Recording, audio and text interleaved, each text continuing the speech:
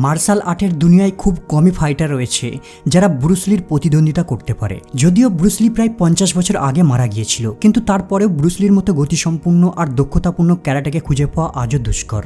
অনেকেই তার থেকে সেরা হবার চেষ্টা করেছে, কিন্তু ব্রুসলি ছিল এমন এক সুপার হিউম্যান যাকে কপি করা অসম্ভব, যেন সে অন্য কোনো গ্রহের মানব। ব্রুসলির নিজস্ব ফাইটিং স্টাইল রয়েছে। এই স্টাইলগুলির মধ্যে ব্রুসলি যেটা সবথেকে বেশি দক্ষতার সঙ্গে ব্যবহার করতে পারত তা হলো বিদ্যুতের গতিতে পাঞ্চ করা। এই পাঞ্চটি এতটাই গতিসম্পন্ন হতো যে এমনকি প্রতিদ্বন্দ্বীর চোখের পলক ফেলার পূর্বেই হিট করে দিতে পারত। অনেকের মতে ব্রুসলি বাকি ফাইটারদের থেকে সেরা হবার একমাত্র কারণ হলো সে ছিল খুবই দ্রুত।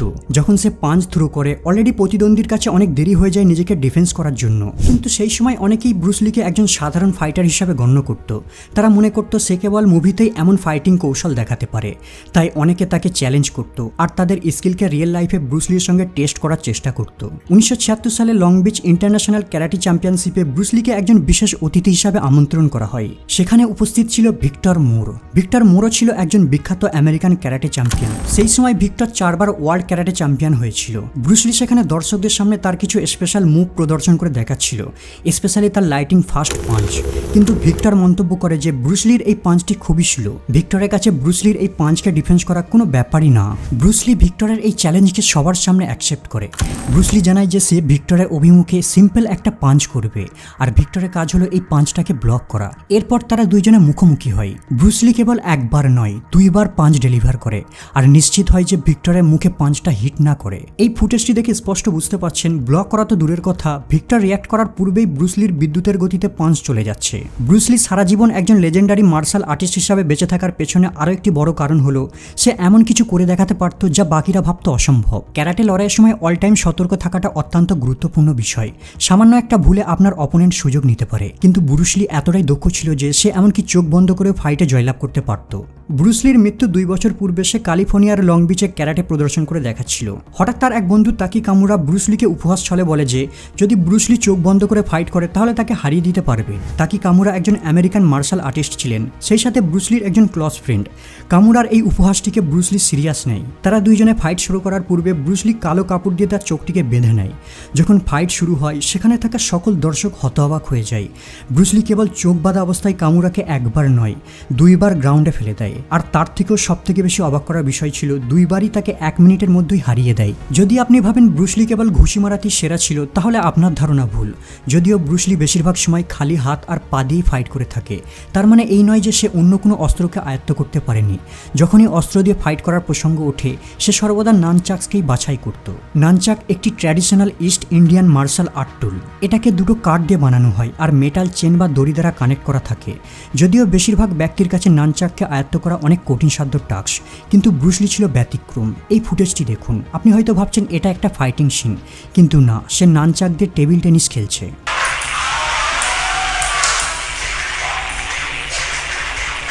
টেবিল টেনিস খেলার জন্য প্রয়োজন দ্রুততা, শক্তি আর ফাস্ট হাতের মুভমেন্ট। যদিও অপোনেন্টদের হাতে রয়েছে একটা চওড়া ব্যাট, কিন্তু ব্রুসলি তার নানচাককে এতটাই দক্ষতার সঙ্গে ব্যবহার করছে কেবল একজনের সঙ্গে নয়, এমনকি 2টো প্লেয়ারের সঙ্গে একাই খেলে যাচ্ছে। অথচ সে নিজেকে হিট না করে ব্যালেন্স মেনটেন করে কন্টিনিউ খেলছে, যা খুবই ইমপ্রেসিভ। যদি কোনো একটা বিষয়ে ব্রুসলি সব থেকে বেশি ফেমাস হয়ে থাকে তা হলো তার 1 ইঞ্চ পাঞ্চ। যদিও এটা একটা দুর্লভ স্টাইলের পাঞ্চ, কিন্তু খুবই ইফেক্টিভ।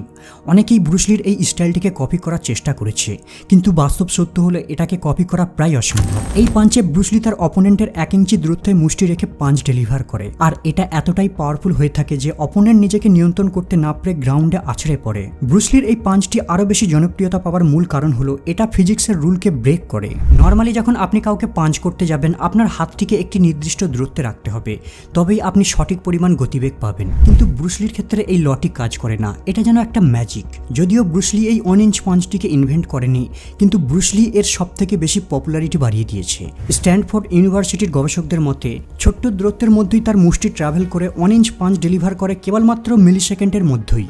এই পাঞ্চের গতিবেগ ঠিক 50 কিলোমিটার/আওয়ার গতিবেগে আসা গাড়ির ধাক্কার সমতুল্য। তাই এই বিষয়ে কোনো সন্দেহ নেই যে ব্রুসলির এই পাঞ্চ যে কোনো প্রস্তুত ব্যক্তিকেও কয়েক সেকেন্ডের জন্য অক্ষম করে দিতে পারে। এখন ভাবুন যদি ব্রুসলি পাঞ্চ ডেলিভার করার সময় একটু বেশি স্পেস পেয়ে যায় তাহলে কতটা গতিসম্পন্নের পাঞ্চ হতে পারে সেটা। লং বিচে ভিক্টর মোরের সঙ্গে ফাইট করার পূর্বে ব্রুসলি তার 6 ইঞ্চি দূরত্বের পাঞ্চের একটি ডেমনস্ট্রেশন করে দেখায়। সে একজন শক্তিশালী ব্যক্তিকে একটি প্রোটেক্টিভ প্যাড বুকের কাছে রাখতে বলে। এরপর ব্রুসলি তার সমস্ত শক্তি দিয়ে 6 ইঞ্চি দূরত্ব থেকে পাঞ্চ ডেলিভার করে আর ব্যক্তিটি সোজা 3.5 মিটার দূরত্বে গিয়ে পড়ে। ব্রুসলির 1 ইঞ্চি পাঞ্চ হোক বা 6 ইঞ্চি পাঞ্চ, দুটোতেই প্রমাণিত হয় যে সে কতটা শক্তিশালী ব্যক্তি ছিল।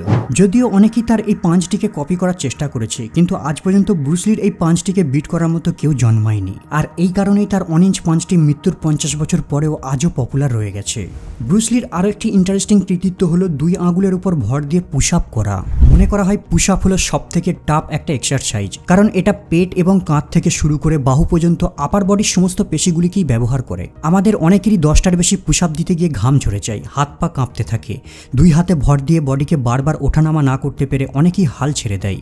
কিন্তু ব্রুসলির কাছে এটা যেন জল ভাত। মনে রাখবেন, ব্রুসলি কেবল এক্সারসাইজ করে তার কোর শক্তিকে বৃদ্ধি করার জন্য। আর ব্রুসলি যেই কারণে সব থেকে বেশি পরিচিতি ছিল তা হলো সে যে কোনো সাধারণ বিষয়কে নিয়ে এমন কিছু করার ইচ্ছা প্রকাশ করত যা বাকিদের চিন্তার বাইরে। বর্তমানে অনেকেই পুশ আপকে নেক্সট লেভেলে নিয়ে যাওয়ার জন্য 2 হাত দিয়ে জাম্প দিয়ে তালি বাজিয়ে পুশ আপ দেয়, আবার অনেকে 1 হাত দিয়ে পুশ আপ দিয়ে থাকে। কিন্তু ব্রুসলির কাছে এগুলি কেবল যেন বাচ্চাদের খেলা। ব্রুসলি পুশ আপ দিত কেবল 1 হাতে 2টো আঙুলের উপর ভর দিয়ে, আর এভাবে সে 200 থেকে 300টির বেশি পুশ আপ দিতে সক্ষম ছিল। আর অনলি বুড়ো আঙুল দিয়ে প্রায় 150টির বেশি পুশ আপ দিতে সক্ষম ছিল। যদিও বর্তমানে অনেকে এই পুশ আপে মাস্টার হতে পেরেছে, কিন্তু ব্রুসলি এই 2 ফিঙ্গার পুশ আপটিকে সব থেকে বেশি ফেমাস করে তুলেছিল। সে গোটা বিশ্বকে দেখিয়ে গেছে যে একজন সুপার হিউম্যান কতটা ক্ষমতার অধিকারী হতে পারে। মার্শাল আর্টের শীর্ষে ব্রুসলির উত্থান কোনো একটা দুর্ঘটনা ছিল না। ছোট থেকেই তার স্বপ্ন ছিল যে সে বড় হয়ে একজন সবার সেরা ফাইটার হবে। এই কারণে সে খুব ছোট বয়স থেকে স্কিল ডেভেলপ করার উপর ফোকাস করত। ব্রুসলির স্ত্রী মতে সে তার ফ্রি টাইমে সর্বদা এক্সারসাইজ করেই কাটিয়ে দিত।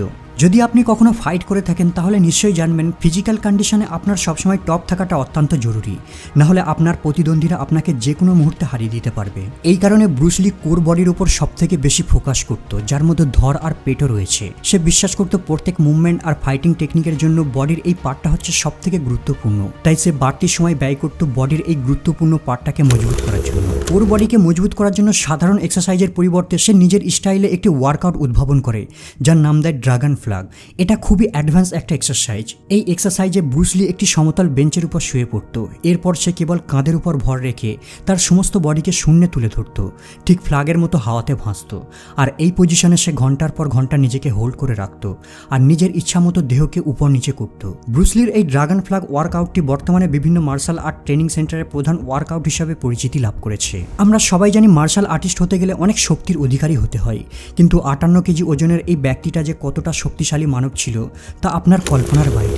ব্রুসলির পাঞ্চের পাওয়ার ছিল 158 কেজি। সেম পাঞ্চিং পাওয়ার বক্সিং চ্যাম্পিয়ন মোহাম্মদ আলীর সমান, কিন্তু ব্রুসলির ওয়েট ছিল মাত্র 58 কেজি, অথচ মোহাম্মদ আলীর ওজন ছিল ব্রুসলির ডবল, 117 কেজি। এখন ভাবুন ব্রুসলি কতটা শক্তির অধিকারী ছিল। এর একটা উদাহরণ দেখা যাক। বডি বিল্ডাররা এক্সারসাইজ করার জন্য পাঞ্চিং ব্যাগের সাহায্য নিয়ে থাকে। তাদের মতো ব্রুসলিও পাঞ্চিং ব্যাগে প্র্যাকটিস করত, কিন্তু ব্রুসলি খুবই দ্রুত এই ব্যাগগুলিকে ছিঁড়ে ফেলত। এই কারণে ব্রুসলি আরও ভারী আর ডেন্স পাঞ্চিং ব্যাগে প্র্যাকটিস করত। মনে রাখবেন, নর্মাল পাঞ্চিং ব্যাগের ওজন 50 কেজি হয়ে থাকে, কিন্তু ব্রুসলির প্রয়োজন পড়ত 135 কেজি ওজনের ব্যাগ। আপনি যদি এই ব্যাগে কিক মারেন সম্ভবত 2 ইঞ্চি পর্যন্তই মুভ করাতে পারবেন, কিন্তু জনশ্রুতি অনুযায়ী ব্রুসলি এই ব্যাগে কিক মেরে শূন্যে তুলে দিত। বন্ধুরা, ব্রুসলির এই ফ্যাক্টগুলির মধ্যে কোনটি আপনার কাছে বেশি ইন্টারেস্টিং বলে মনে হয়েছে কমেন্ট করে জানাবেন। আজ এই পর্যন্ত আপাতত বিদায় নিলাম, দেখা হবে আবার পরের এপিসোডে।